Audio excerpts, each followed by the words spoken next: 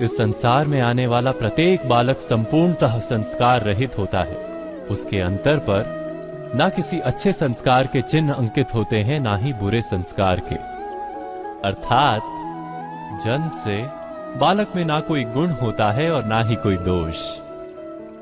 तो ये दोष अथवा गुण किस प्रकार प्राप्त होते हैं, क्या हमने कभी विचार किया है?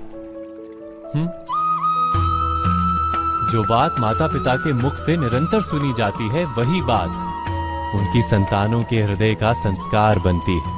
जैसे किसी गांव में नदी तट तक एक पगडंडी बन जाती है केवल उस मार्ग पर बार बार चलने के कारण।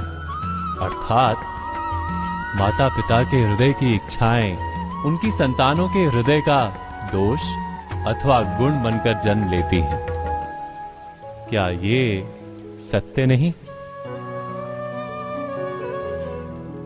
पर फिर भी जब उनकी संतानों में कोई दोष दिखाई देता है तो माता पिता आश्चर्य और दुख से भर जाते।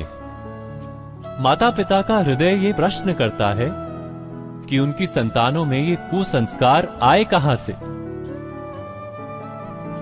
सत्य तो यही है कि माता पिता अपनी संतानों को अनजाने में ही कुसंस्कार के बीज दे देते हैं, जो उनके संतानों की हृदय भूमि पर कुसंस्कार का वृक्ष बनकर उगता है।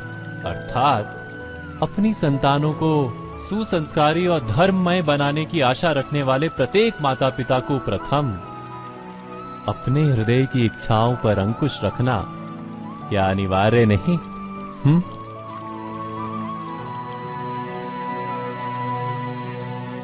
प्रत्येक माता पिता इस पर विचार अवश्य कीजिएगा।